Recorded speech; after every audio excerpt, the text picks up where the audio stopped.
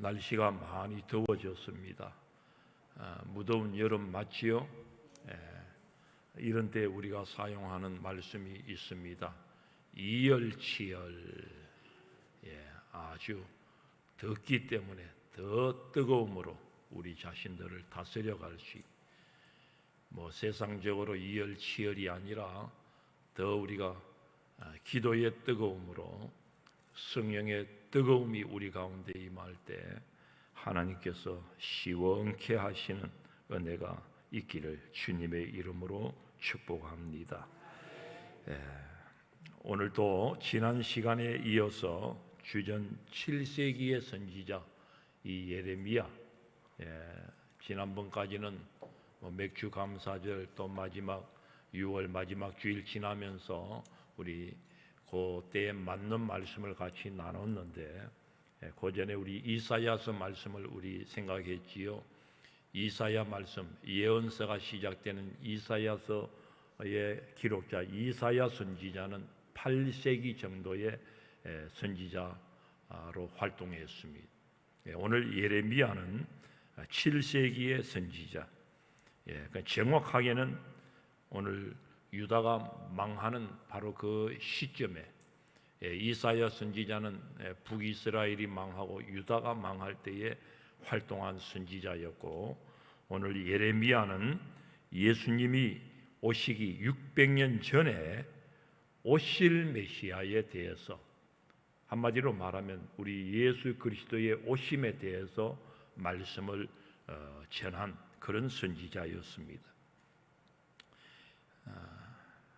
오늘 달고 오묘한 그런 말씀이 되게 해달라고 우리 장로님 기도했는데, 이 예언서 말씀을 읽다 보면은 좀 딱딱하기 그지없습니다. 그리고 늘 심판의 말씀이고, 심판하다가 우리를 위로하는 것 같지만은 계속 처음 첫 시간에 예언서의 그 특징을 말씀드렸지만은 자꾸 우리가 이 하나님께서 때리시고 징계하시고 이런 말씀들이 막 주어져요.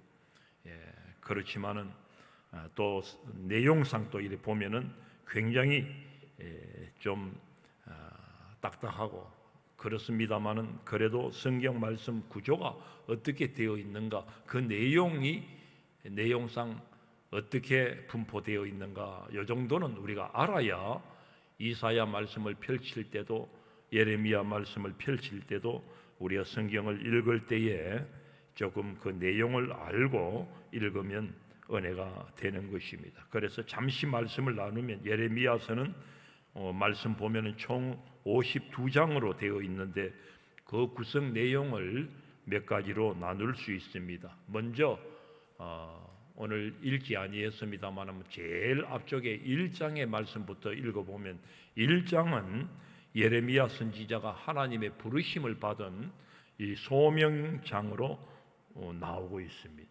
우리의 귀에 굉장히 익은 말씀이 거기 나오는데, 1장 5절을 보면은 내가 너를 모태에 짓기 전에 너를 알았고 네가 태에서 나오기 전에 너를 성별하였고 너를 여러 나라의 선지자로 세웠느니라 하시기로.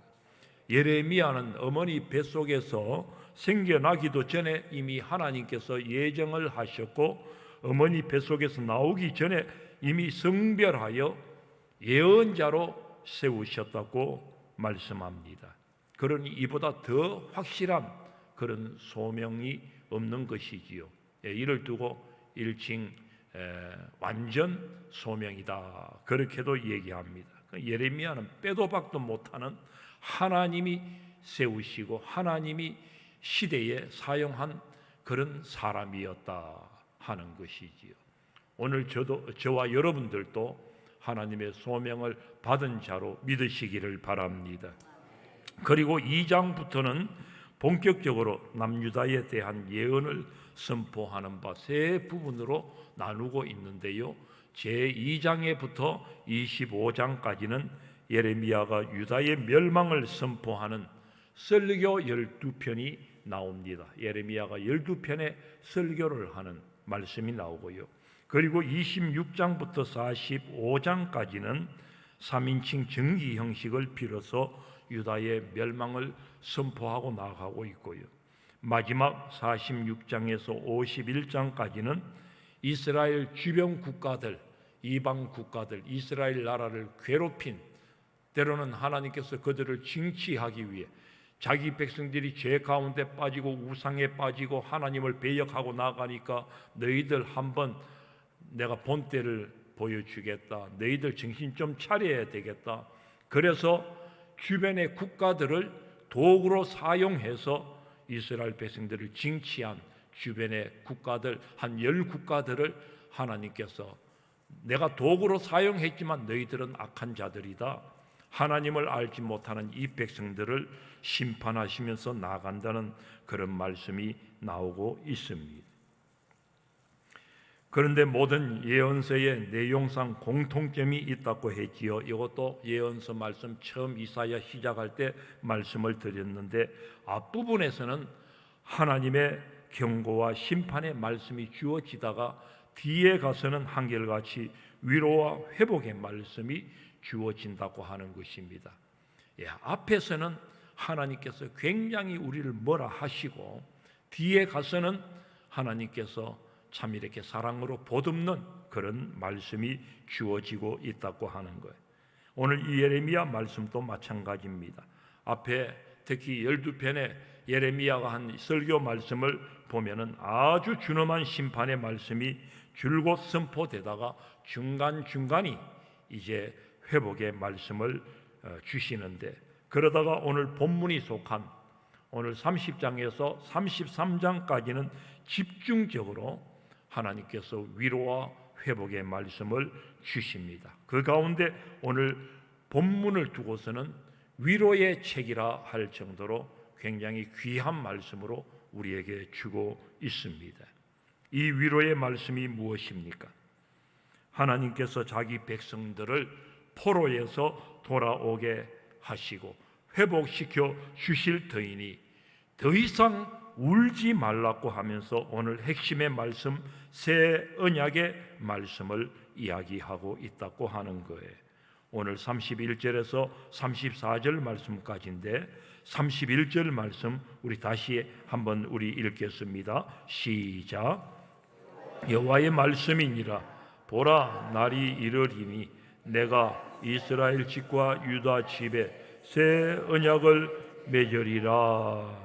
아멘. 오늘 새 언약의 말씀을 주시면서 새 언약, 오늘 새 언약이라고 했으니 옛 언약도 있을 것 아닙니까? 그 옛 언약이 무엇이냐? 바로 율법의 말씀이라고 하지요.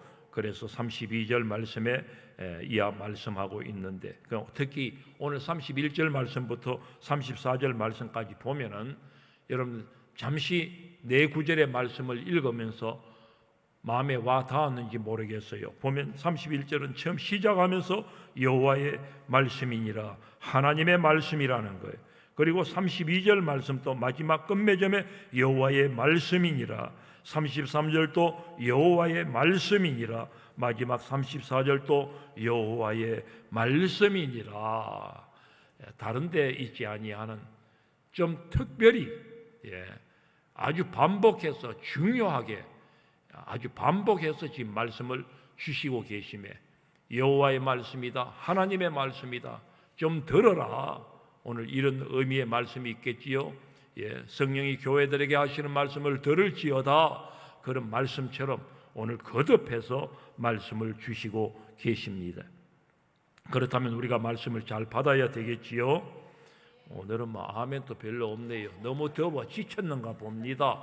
아멘 한번 합시다. 입 좀 띄세요.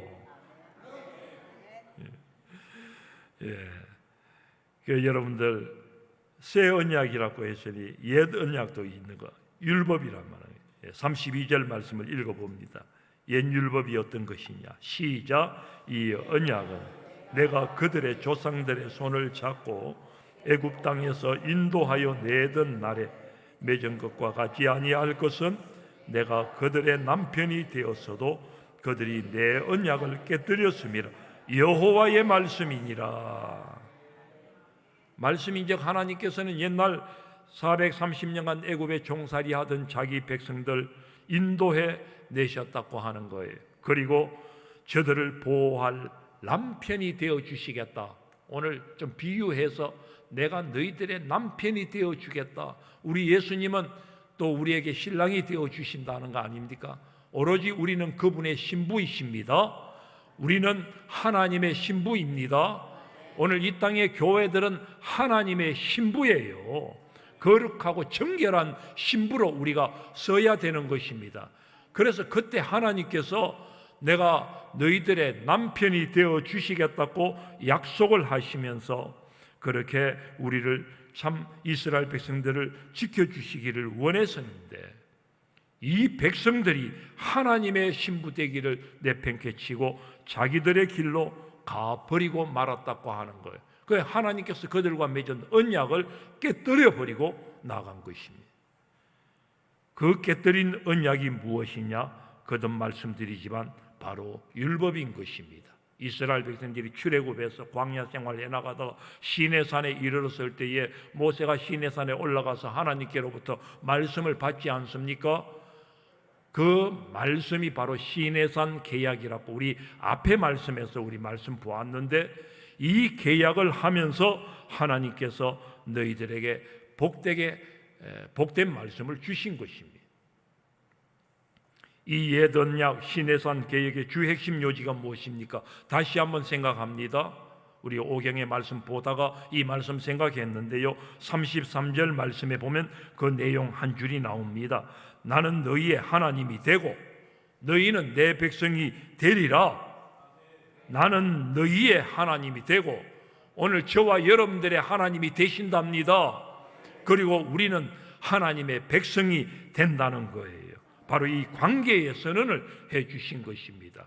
요즘 결혼식을 할 때 오늘 부부들이 신랑 신부가 성혼 선언하지 않습니까? 이제 부부가 되었노라, 이런 관계에 서약을 한 것과 같은 것입니다. 그런데 하나님의 이 언약을 이 백성들이 깨뜨리고 말았다고 하는 거예요.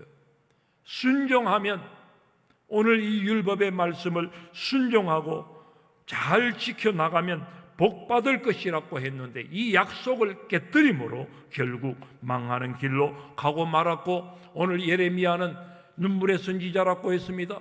정말 울면서 이 백성들아, 우리가 왜 이렇게 망하는지 아느냐? 북이스라엘이 먼저 망하고 우리 남유다가 왜 망하는지 아느냐?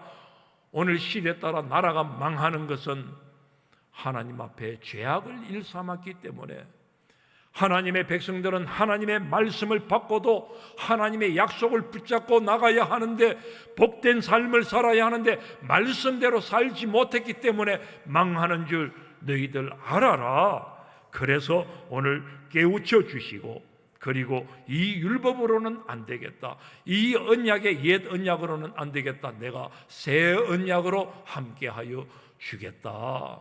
그래서 오늘 새 언약을 선포하신 것입니다. 이 새 언약이라는 게 무엇입니까? 서두에 말씀드린 대로 예레미야가 예언한 메시아, 바로 예수 그리스도이십니다. 우리는 여기서 오해하지 말아야 할 게 있습니다. 우리는 늘 율법과 복음을 얘기할 때 오늘 예수 그리스도를 새 언약으로 얘기하지만 복음이 새 언약 아닙니까? 율법과 복음을 얘기할 때에 우린 자꾸 율법을 아주 좀 우리를 힘들게 하는 말씀으로만 받고, 자꾸 이 복음의 조명을 우리가 받다 보니까 율법을 좀 이렇게 뭐라 할까요? 좀 이렇게 여전하게 보는 경우가 있는데 그렇지 않습니다.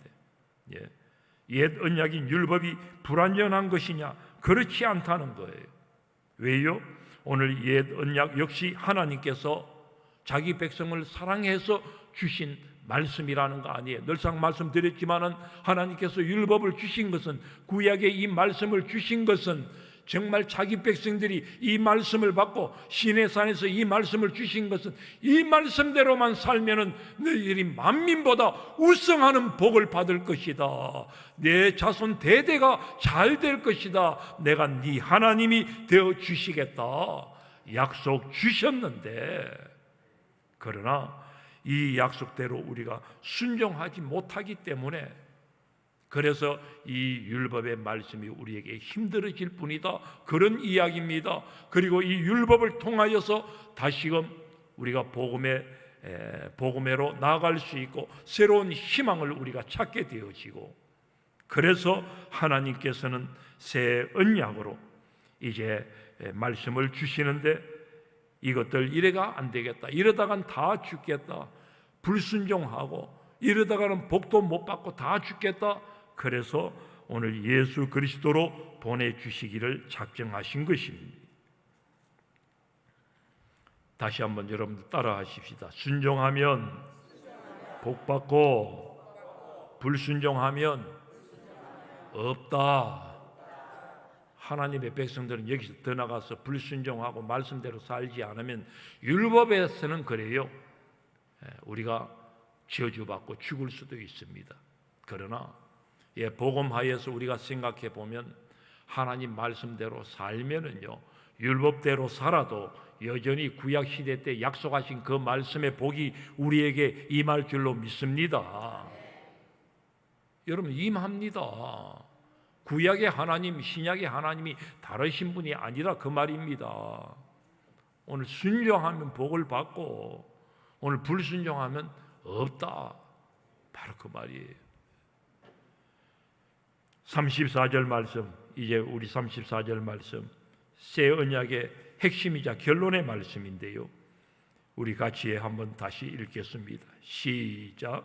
그들이 다시는 각기 이웃과 형제를 가르쳐 이르기를 너는 여호와를 알라 하지, 이는 작은 자로부터 큰 자까지 다 나를 알기 때문이라. 내가 그들의 악행을 사하고 다시는 그 죄를 기억하지 아니하리라. 여호와의 말씀이니라. 아멘. 오늘 말씀 중에 새 언약의 핵심인데, 이 말씀 가운데 다시는 여호와를 알라 하지 아니하리니, 더 이상 우리가 이렇게 하나님이 참 이렇게 자꾸 말씀을 막 종용하고 해도 이제는 너희들이 다 하나님을 알게 될 것이다. 예수님이 오시면 더 이상 제사장, 선지자, 율법학자 같은 지도자가 아니더라도, 깨우쳐 주지 아니하더라도 다들 하나님을 알게 된다는 것입니다.